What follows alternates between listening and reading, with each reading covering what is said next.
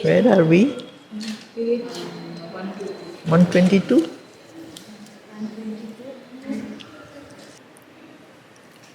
Even severed, straying from their timeless source, even deformed, obscure, accursed, and fallen, since even fall has its perverted joy, and nothing she leaves out that serves delight. These two can to the peaks revert, or here cut out the sentence of the spirit's fall. This is the power of the life energy. Some of it sometimes is cut, like we have the vital force, vital energy, which has forgotten that it is part of a divine play or the divine energy. So it's severed. In us also there is a kind of forgetting. This, we have lost connection with the origin from which all these forces have come.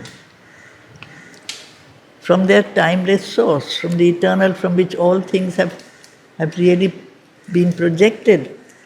And so in the play of this energy, there are all kinds of perversities, all kinds of expressions which are not perfect, even deformed, obscure, accursed, because they carry the burden of their consequence. If there is darkness, there will naturally be a certain price of pain. That is a curse in that sense. It is not that they have been given a curse, but we carry within us the weight of our actions to a large extent. And if we are disconnected with the source from which all our energies come, which we often are, the source is the divine, and we have lost contact with that, then that will have its necessary consequence.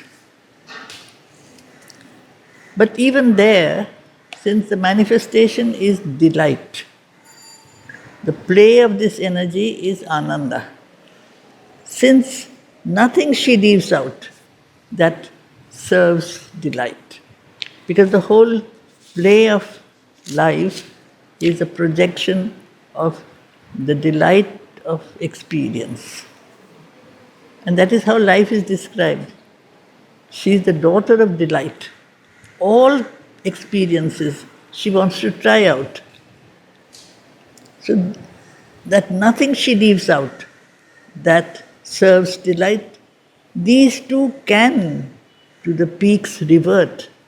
Through all these experiences, we can go back to the origin from which all has come. The origin is the Divine Mother. She is the creative energy. She has projected out of herself like so many rivers that are flowing from the peaks. They are flowing in all directions. Sometimes the rivers bring with them the mud, the dirt, and the silt of the mountainside. Sometimes the water is absolutely pure. In the same way, the life force is, if it's purely on the vital plane, it has often taken joy in being a life force. It has forgotten that it is not, cannot exist by itself. It is a projection of and an instrument of a greater origin. But these are all cosmic forces. These life energies are universal forces. They play on all the planes. So on the lower planes you can call them gods. They are like gods. So they can return to the origin from which they have come down and recover their forfeited divinity. Forfeited. Who has come? Come here. Oh, you have a book? Yes, I have it in this. To forfeit is to lose the right to something. It is not that we have lost. We have lost the right to claim something. If I say I am the divine's child, and I still carry on the way I am, have very little connection with the divine in my daily existence. I live for my ego and my satisfaction. And yet, I cannot exist without the divine. I have, in a way, lost the right to claim that I am the mother's child. I will always be the mother's child, but I cannot claim the right. This is how we live. We claim certain things, though we don't live up to it consciously.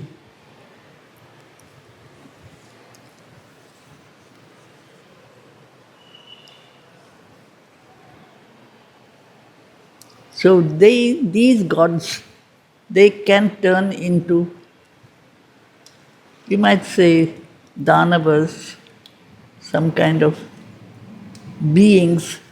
They are, I wouldn't say they are rakshasas, but they are dark forces. They take fun in hurting, in harming. It's a play because they are not very highly conscious, like little children sometimes. They enjoy playing, and in the play, if they throw mud at somebody, if they hit a stone at somebody, they break out in laughter because they don't realize that awareness is not there, the consequence of their action. At that stage, on the vital level, this sense of consequence is not yet there. But they can return to the peaks from which they have all descended, like all have descended from that peak. So he sees both sides of the world of life. All this has come within the vision of Ashwapati.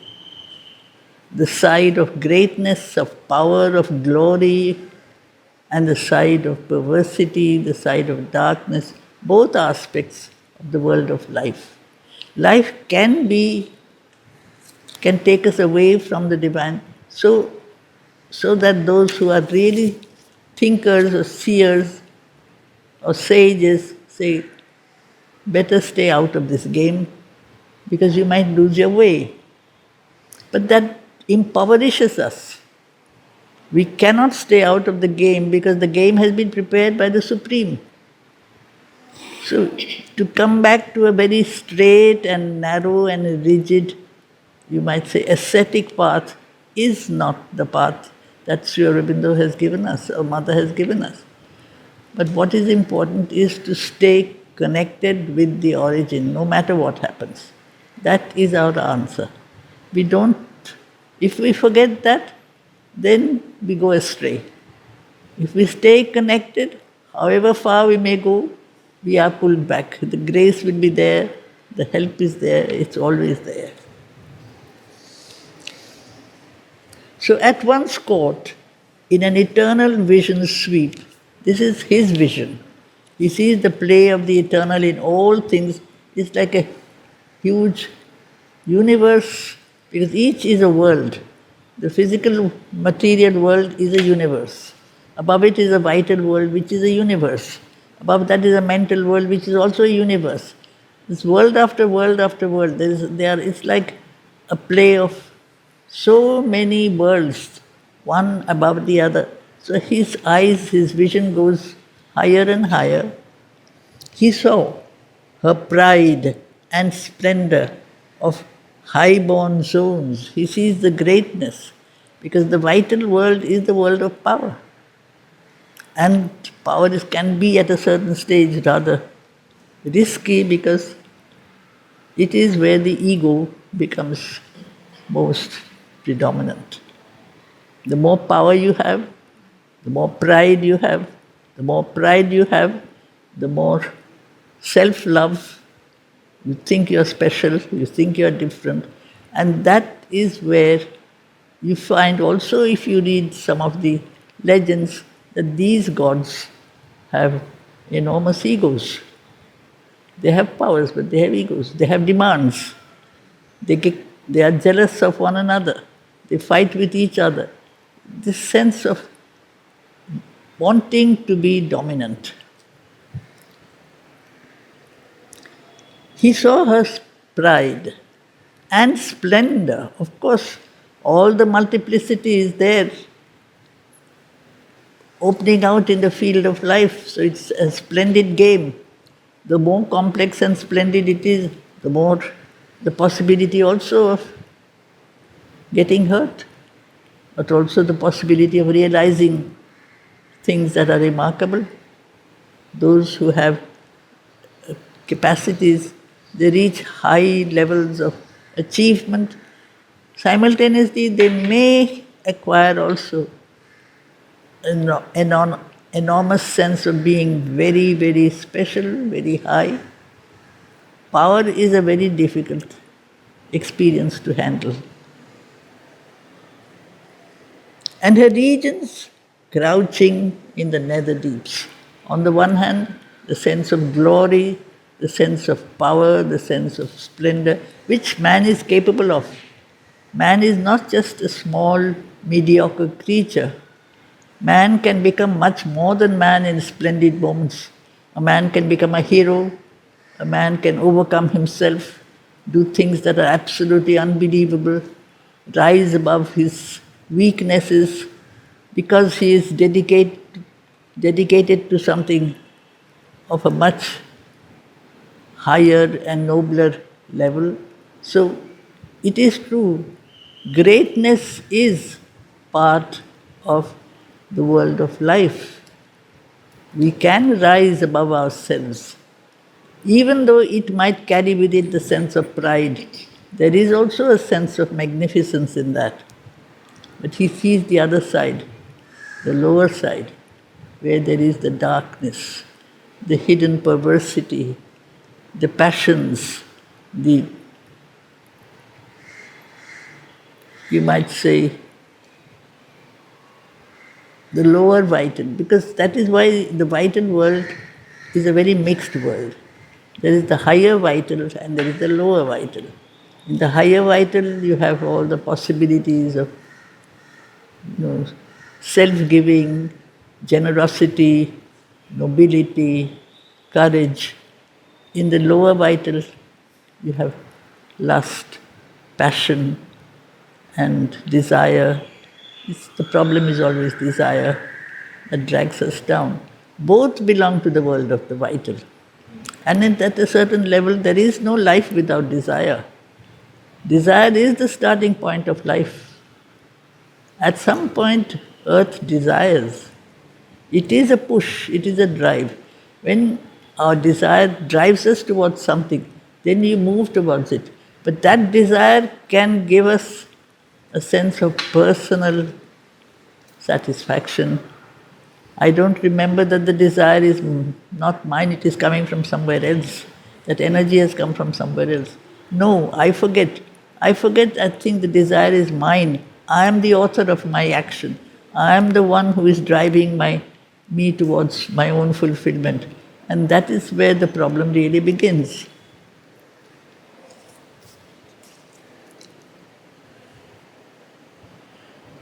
And her regions crouching in the nether deeps. Above was a monarchy of unfallen self. Above this world of life is the beginning of the world of mind, of consciousness. There, this is unfallen self. The consciousness is the self, the presence of the divine, which has not been dragged down. So there is a kind of a hierarchy in the world of these invisible forces. The entire play is, he's traveling in this book too, The Traveller of the Worlds, is moving from level to level. On each level there are different powers. These powers are replaced or controlled by even greater powers until you reach that state which is above manifestation, Satchitananda. So above was a monarchy of unfallen self. Beneath was the gloomy trance of the abyss, the lowest inconscience. The interesting thing is it's part of the same circle. The circle that takes us higher, and that same circle swoops down and makes us plunge into the darkness. In a sense, sometimes you have to keep on going down, down. You touch rock bottom, and then from below, there is a sense of something that revolts against the darkness, and the urge to climb up starts. You rise higher and higher, the sense of pride, conceit, greatness fills you, and you fall. The ego becomes massive, you fall. You fall, you get hurt, you lose connection with your inmost spirit, your psychic being. There is no psychic play in this world.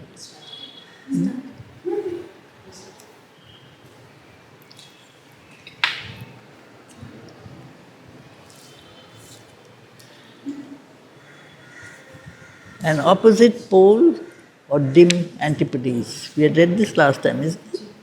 So these are the two opposites, the highest and the lowest. They are part of the same curve. You remember antipodes, no? Same curve. There were vast of the glory of life's absolutes. All laughed in a safe immortality, because that is the aim of life, immortality. The opposite of life is death.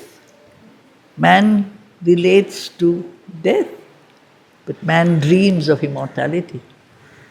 Something in the world of life is never satisfied with until it reaches endless manifestation. Not decay, not dissolution, not death. That is the dream of life. So this is what he also says in that poem, the mystic miracle daughter of delight, life, thou ecstasy, let the radius of thy flight be eternity. At present, the radius of the flight of life is temporal. As if you are allotted a certain short period of time and space in which you play with the energies given to you. Can this not be an expression of the divine from which that energy has come? Because life is the daughter of the divine, life force.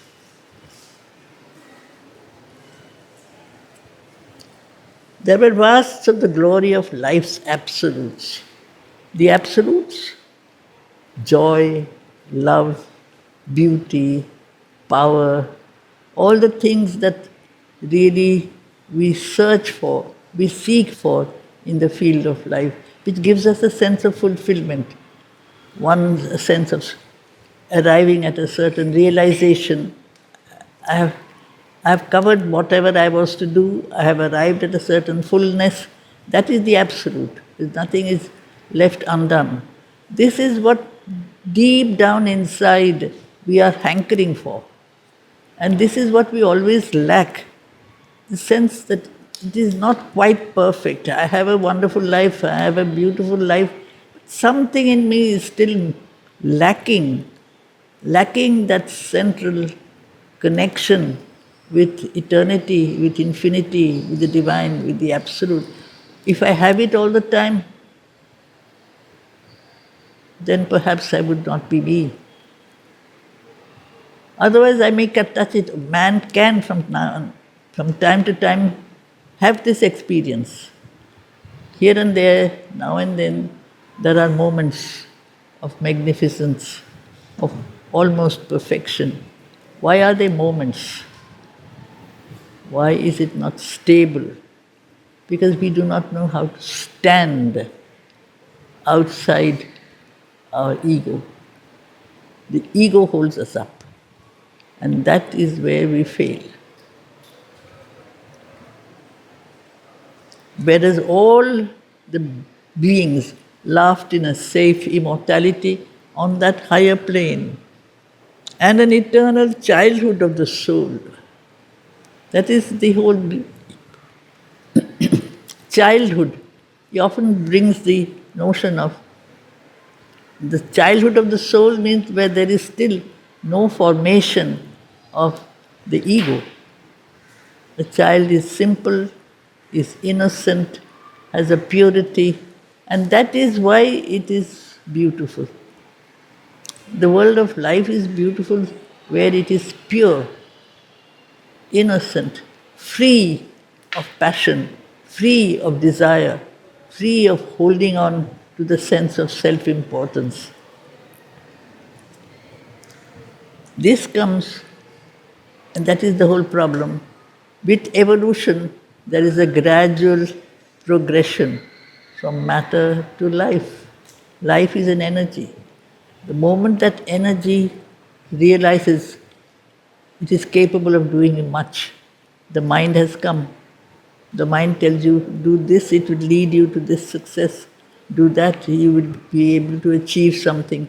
That sense of simplicity, of naturalness, is lost. A tree, for instance, grows magnificently. It is not proud of becoming a tree out of a seed, it just grows naturally.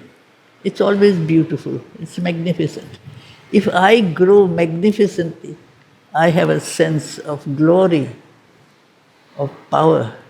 I want to be admired. I feel I should be looked up to. That spoils the whole thing. Whereas a tree is much more beautiful, but it doesn't talk to itself and say, I am so beautiful. And just a tree is a tree, it just grows naturally towards the sun without hesitation. The source of all light, the source of energy, it grows. That is the safe immortality.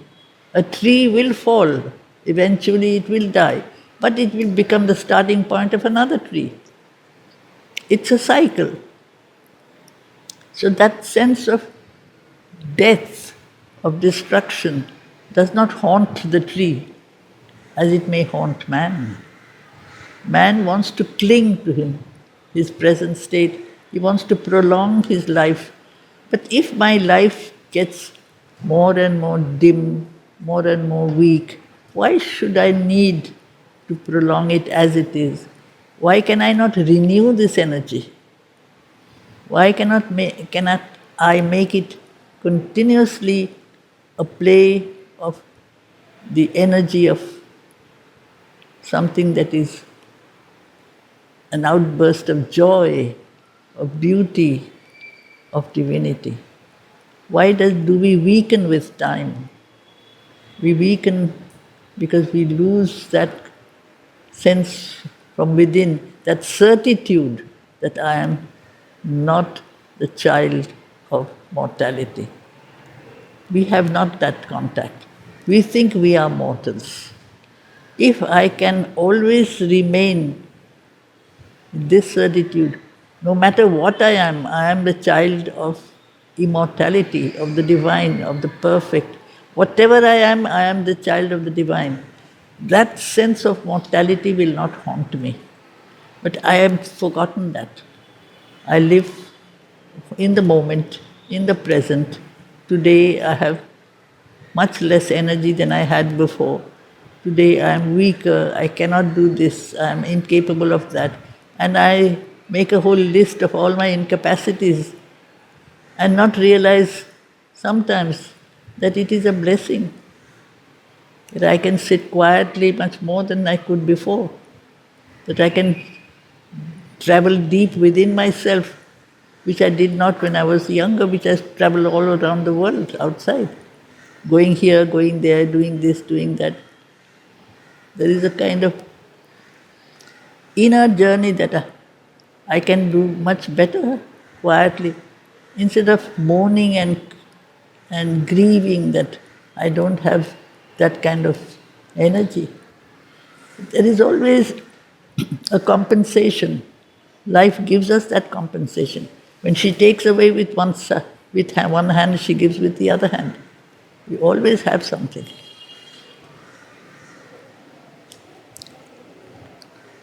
Before darkness came, and pain and grief were born, where all could dare to be themselves. And one, that is the whole thing. All can dare to be themselves and one, that unity in the diversity. This is the original play of the supramental manifestation, where there is the projection of that supreme conscious force, Satchidananda, where there is each one has his own reality and yet each is part of the one reality, the unity in the diversity, where matter in the life of the body is an expression of the spirit. That is the safe immortality. Only when matter becomes an expression of the spirit, there is no mortality. Until then, matter is not immortal. It has no connection with the Supreme Consciousness. Matter is closed in matter. Life is cut off from the origin. But if we have that sense of the Supreme Sat, Chit Shakti is life. That conscious force, if that is there, the safe immortality is there. The Shakti is eternal, permanent. And an eternal childhood of the soul because the ego is absent. And darkness is not there. Before darkness came, and pain and grief were lost, were born, where all could dare to be themselves. There is an individual, each is an individual, each is a projection of the Supreme, each one is distinct from the other. There is no uniformity, there is no sameness, and yet each is part of the all at the same time. And wisdom played in sinless innocence with naked freedom in truth's happy sun. The sense of sinlessness. He says, he gives you the image of, the Christian image of sin. What really is sin? Sense of being cut off from the origin. The day you realize you are not part of the origin, you have a sense of your own weakness, and you want to hide that weakness in all kinds of different disguises. So you get the image of Adam and Eve and the fig leaf they have to wear because they feel that they are naked. Yes, it is afraid, they are afraid to be naked. Man is afraid to be bare of himself. We have covered ourselves with so many layers of explanations, so many layers of different, you might say, justifications. Innocence is without all that. Simple. Mother says, be simple. That is the lesson she gives to Champaklal. He asks her, tell me what I should be. She says, be simple. Be happy. But to be simple, to be without any veils, any coverings, any justifications, any kind of reasoning, just to be an expression of the divine as He intended you to be. He made me, He intended me to be this way. And I allow Him to work through me without me making any claims. That is the difficult part. The more I am evolved, the more I can do it. The less I am evolved, the less I do it. Sin comes with the mind. Virtue and sin. It is, Mother calls it a prison. For a while, at a certain stage of human nature, that unconscious animal behavior was perhaps helped by certain strict codes of conduct. You ought to do this is right, that is wrong. And we believe this. So it gives a certain support to the small growing consciousness that is emerging out of the vital being. But to be stuck at that level stops us from going further. At a stage where we do not need these anymore. It's like the river that has lost itself into the sea. For a long time the river has a path. It follows its own path. Each of us has a path. Each of us follows that path. You fall into the ocean, you are one with the ocean. You're still the river has lost itself in the ocean. It doesn't call itself a river anymore. I'm not a river, I am that. I don't exist. That sense of division, it is a terrible sense of division. Sin and virtue is the mind or life? Mind controlling life. Because your notion of mind will tell you this is right, do this, don't do this. And all that is part not only of your own nature, building up your character, it is also part of the fact that there is a tradition, you're living in a group, in a society, and the society has its own laws and says if you do this, what will people believe, what will they think. It gives to that social nature a certain sense of a formation. And you can be comfortable in that particular level of society. That is one reason why there was the attempt made by Mother and Aurobindo of starting the ashram, starting Aurobindo, where these laws were not imposed. But then the possibility of breaking out was there. So the free play of error, of loss of self-control happens. I don't know if it still happens, but it did happen, and I think it still happens. If I can't control myself from within, I obey an external imposition of laws and say, this is what should be done, this is what should not be done. If I have evolved that own consciousness from within, I don't need to be told. I don't need to be told what should be done. I will be unhappy if I do things that are not good. It will make me personally unhappy that I feel I'm here for joy, life is for joy, and it will make me miserable if I break that personal law. The law is mine. I am meant for a particular manifestation of joy, each one aspect of joy. And I am not following it by being dragged towards this satisfaction and by that desire. I fail to be myself, my true self.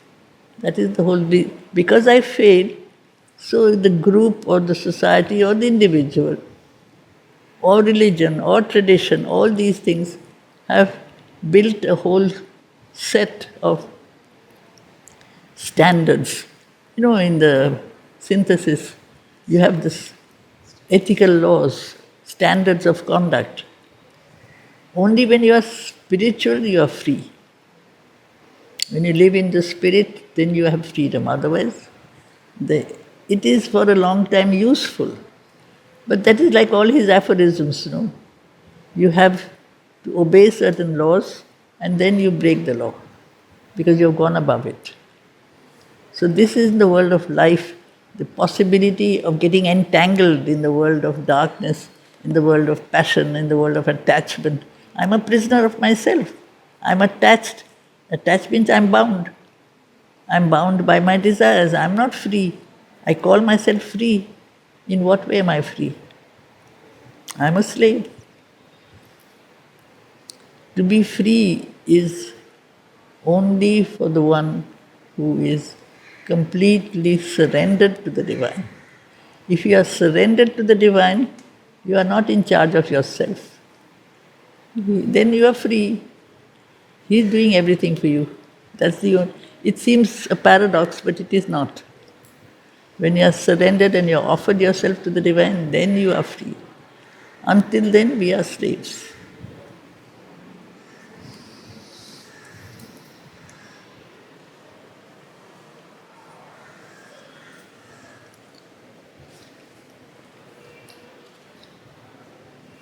So to be absolutely sinless is wisdom.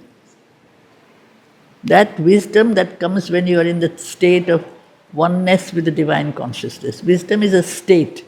Wisdom is not knowledge. Knowledge is acquired by climbing up you might say, stairs from darkness to light. Wisdom is a state of freedom, of purity. There is no sin in that. There have been many wise people who are uneducated. But in him, supposing you take some stories from the life of Sri Ramakrishna, he was uneducated outwardly. He was utterly wise. His standards did not fit in his behavior, in his yoga. He took up modes of behavior which shocked people sometimes. He wanted to know the nature of how to love the divine. So he became like Radha. He became a woman for a while. He dressed like a woman. He offered his love to the divine. People were saying, "What are you doing?" But he is talking to the divine Lord as one who has surrendered her love. He has become a woman. Why not? That was a different kind of wisdom which was not understood by those who were around him. They were very, very surprised. It is sinless. It looked sinful because he was living like a woman, dressed, he was wearing a sari, he was not at all talking and singing like Radha, and not at all. The Radha is the soul of the earth. The soul of the earth that is calling to the divine to manifest itself on the earth. That is who she is.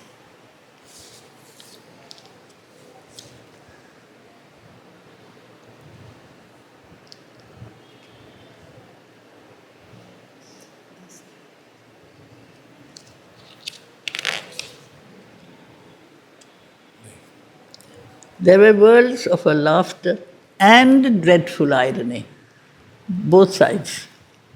Irony is not laughter, mockery. It is supposed to be the weapon of the devil.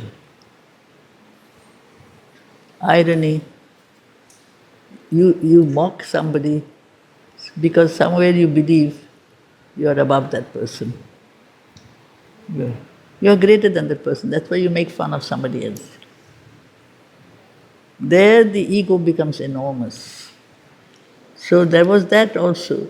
The ego is, when it is there, all the pain and the perversities are there, and laughter is an outburst of pure joy, pure happiness.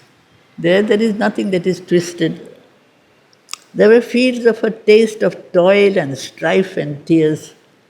She enjoys it, the whole problem of man, as the problem of the world of life. We can't get rid of our sorrow and suffering because we don't want to. Somewhere in us there is an attraction for grief. Grief is an old friend. Life without grief, you feel, is without savor. It doesn't have a taste. It is flat. That is the problem of man. As Mother says, if you really disliked grief, you would have done something about it long ago because we've been going through it for a long, long time.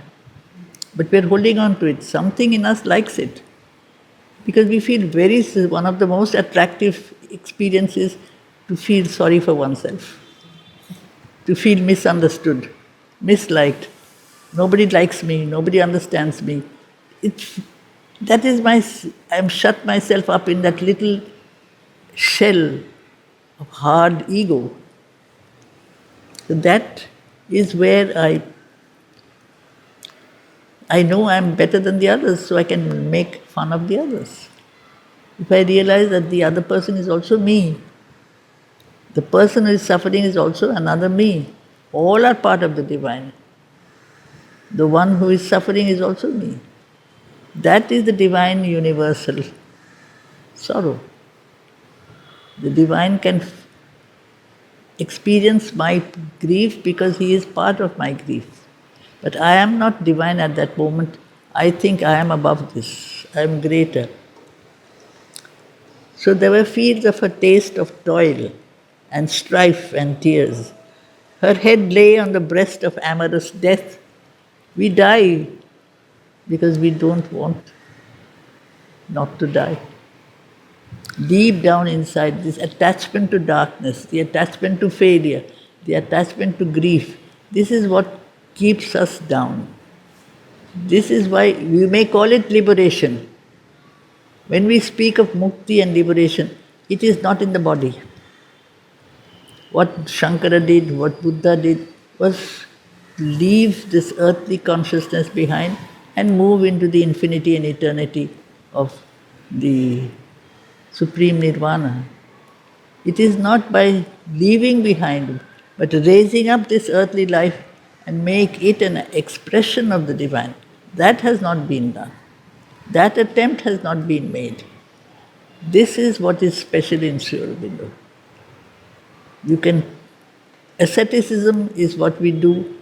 You give up connection, attachment with the earthly life. You withdraw into your inmost being and seek the experience of the soul. And you say, I have realized the divine. Probably. But that does not change the condition of my outer being. It is not for escaping from this earthly life that we were given this earthly life. It is for transforming this earthly life, making it a medium, making it an instrument, because it is a very powerful instrument. All possibilities of manifestation are offered by life. Because of that, the problem becomes more complex. All possibilities. So we choose the more dramatic possibilities of tragedy and darkness and evil and power. They occupy more space. We don't realize the sweetness, the gentleness, the capacity to bear quietly, to realize everything is the divine. Whatever grief is going through me is also the divine. There is nothing that is not the divine.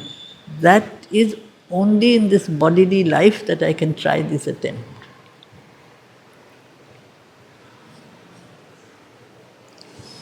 Sleep imitated a while extinction's peace.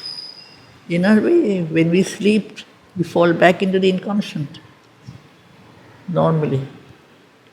You have a very peaceful sleep, you go back into a state of inconscient nothingness.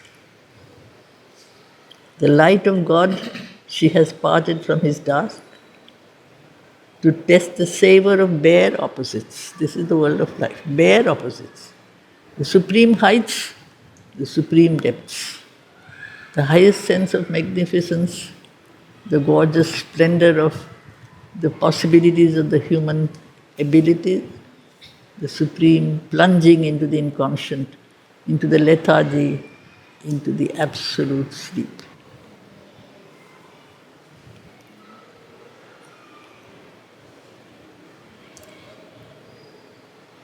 Here mingling in man's heart, their tones and hues have woven his being's mutable design, his life a forward rippling stream in time, his nature's constant fixed mobility.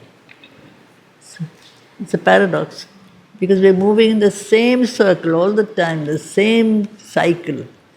It is mobile. There is no one second that stays fixed. It is followed by the next second.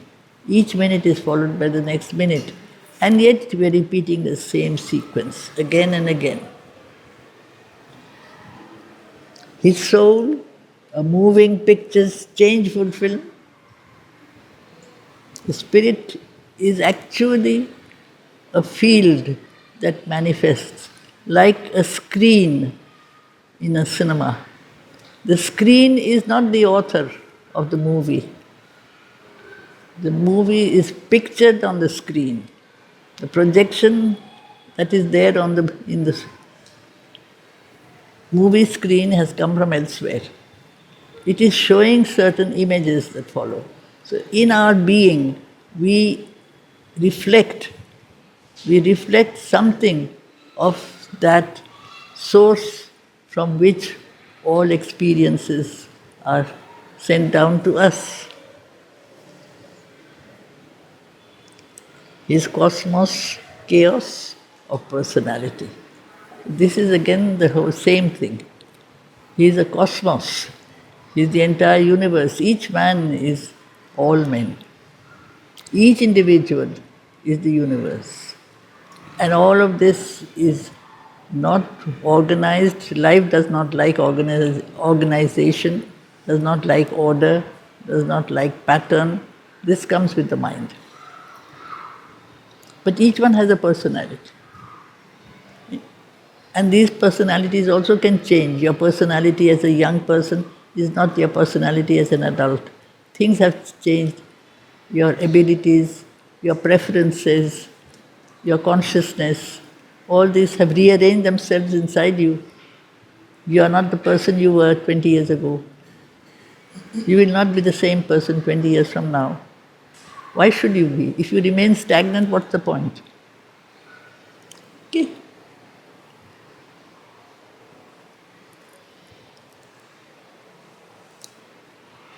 All this is seen by, perceived by Arshapati.